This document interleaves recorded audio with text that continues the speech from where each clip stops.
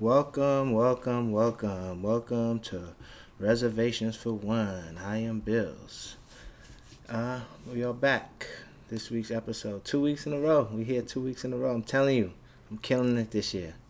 We're going for it this year. We're going for all, everybody. We're going for all this year. We're being consistent this year. But you know what I was thinking about over the weekend? Like I was watching a show and I was watching this show. What is it? The Last of Us, and it's a good show. I remember the video game. I used to play the video game, and I was watching the show, and I started acting like the guy on there. TV shows are so important for growth. Like that is a underrated. That is a very underrated form of like what I'm gonna say. I guess a form of like motivation to act like your favorite character from a TV show or from a movie and like that, because you know when you've hit a rough spot somewhere, just start acting like your favorite character. Because sometimes when I'm going through it, I've turned into a when I'm really in my bag, I turn into a Globetrotter. That's a character I made up. He's just like a Russian Bond villain. So when I'm really in my bag, I want to take over the world. I want to do my best work. I turn into a Bond villain. When I want to fall in love, I turn into Michael Scott. You know, sometimes I'm Ted Mosby from How I Met Your Mother. And, you know, you could definitely find motivation in TV. Yeah, I'm a TV baby, though, right? I was raised by the TV. I watch so much TV. That's why I got so much useless knowledge. I was thinking about that. What's better? Is TV better than the internet?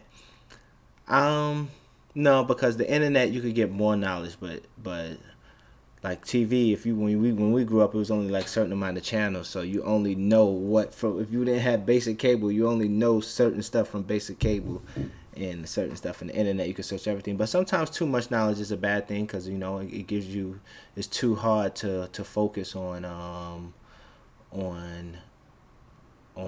a specific task, because it's like if you could search anything, you just start searching more and you don't focus on nothing. So sometimes being enclosed in a certain box and you could just master that. You feel me? Because I would say my personality is like, I'm going to say four people that my personality is based off from TV growing up. Probably like Shawn Michaels, Vegeta, and Shawn Michaels, Vegeta, Big from Sex in the City. Most of my relationships was like Big and Carrie from Sex in the City, you know.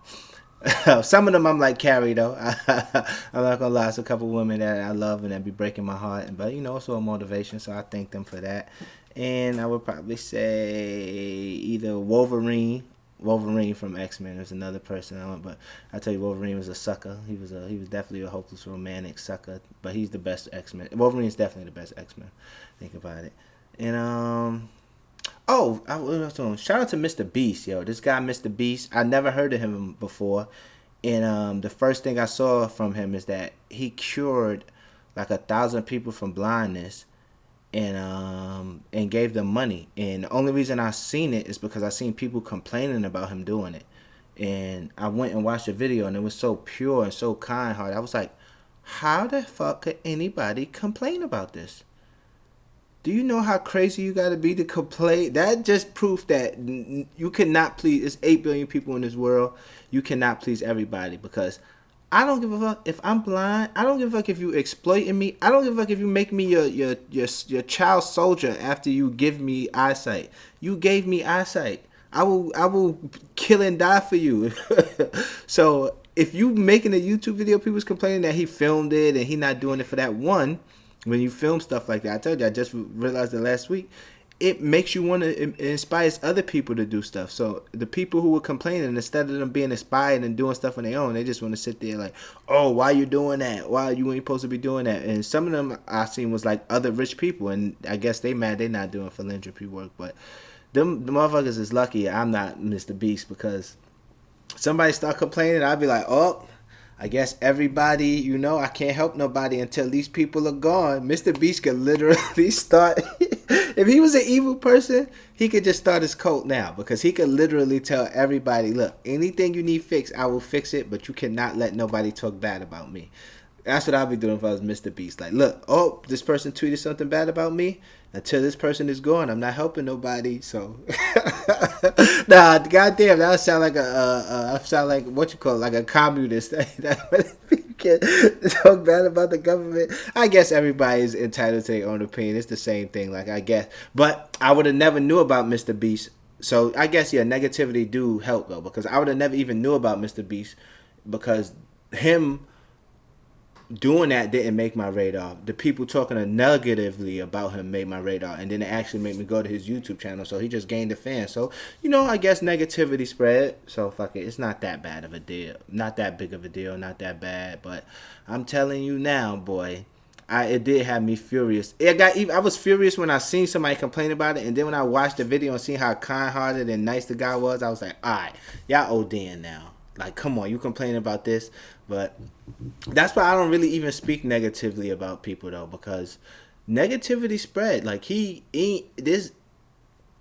seen a bunch of people agreeing with the guy that was saying, like, it was not one specific guy. There was a bunch of people saying bad stuff about Mr. Beast, but I seen that how they had it was just gaining traction. Like there's anything you say in this world right now will gain traction. So that's why I always be careful what I say. That's why I don't really talk about nobody. Even people I don't like. I don't like everything, but I just be like, yo, it's not my business. I don't care. If I don't like something and like a song I don't like, I don't say nothing is trash no more. It's just not for me, and I don't comment on things that's not for me. I just try to focus on the things I do like and spread that and spread the positivity from that, because people understand that how you could sway a bunch of people to hate something, and you could end somebody's career like that just because you could just get you being the person you are and the influence you got. You could gather, because if Mr. Beast start talking bad about the people who talking bad about him, whatever they do would be cooked, because Mr. Beast got the this majority rules out here. So I know that's just something people who gotta definitely, I guess it's but he getting a lot of money, so he come with it. But I got thin skin. I really got thin skin. I couldn't handle people saying that much bad stuff about me. It's people who said stuff to me about 5-6 years ago on Twitter. I'm still waiting to run into them, because I don't argue back with people on the internet, but it really bothers me when people be saying stuff about me. I be sitting in my house crying like, "Why? I'm gonna kill you when I catch you, man. Why you doing this to me? You hurting my feelings." And I just laugh, ha ha ha ha, LOL, when they say stuff about me. But I think I did this earlier in the podcast. I got a list of people that I would fight for. That I get really, really upset when people tweet bad things about them, that I definitely will fight for them. On the list, I got it. The Rock is definitely number one. I hate when people say bad stuff about The Rock. It really gets under my skin. Like, how could you hate The Rock? How? What? Rock. Beyonce, definitely. Beyonce, yo. Anybody say anything bad about Beyonce, and if I catch you, I'm giving you a black eye. I love Beyonce. Beyonce is just like, how could you even have anything bad to say about Beyonce? Prince, I hate when people talk bad about Prince. I love Prince, man. Prince is definitely one. Of course, Jay-Z. I'm from Brooklyn, Bed-Stuy, so Jay-Z, of course, Biggie. And I'm trying to think, who else? I said Larry David last time. Larry David, yeah, definitely Larry David. Larry David is probably the only Caucasian person on my list that I'll fight somebody for saying something bad. Probably him and Bash are the only two Caucasian people that I would definitely fight. Oh, Pac too, my son Pac. But other than that, that's my list. And I'm trying to think people that I do know, like celebrities I know that I fight for. Probably Joe. I love Joe Button. But he definitely make it hard to defend him. But, I definitely defend him. That's my dog. And Desus too. I fuck with Desus. I love Desus, man. Joe and Desus is probably the only two celebrities that I know that when people talk about them, it get under my skin, and I be like, oh.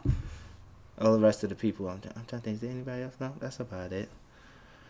Oh, it's about to be Aaron Rodgers, because Aaron Rodgers coming to the Jets. Aaron Rodgers, I'm calling it. Aaron Rodgers is definitely coming to the Jets. We definitely need Aaron Rodgers over here in New York. Aaron Rodgers coming to the Jets. We getting the Super Bowl. We should have won the Super Bowl this year. We were definitely a quarterback away.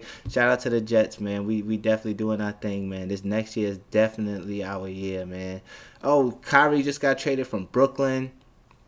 I mean, look, man. I love to have Kyrie, but right, they was on some when they tried to make him fucking when he said the whole Kyrie debacle thing where I'm not mad at him for wanting up out of here. So, even though I'm a Brooklyn fan and I wish he could have stayed and won a chip for us because now we lost KD. Yo, this Brooklyn, this is like the biggest flop in history. We had James Harden, KD, and Kyrie on the same team. That's supposed to be an automatic championship, and we didn't win one. So it's just time to just blow it up and start over. Definitely. All right, it's been an episode of Reservations for One with Bills. Make sure y'all go check out SaturdayShop.com. Saturday.com. Saturday Shop on Twitter. Saturday on Instagram. Go check out some of the new merch we got. Follow. Make sure you like, subscribe to the podcast. Like and subscribe to the YouTube. Make sure you, what else? Just like and subscribe to everything. Follow everything. Saturday Media.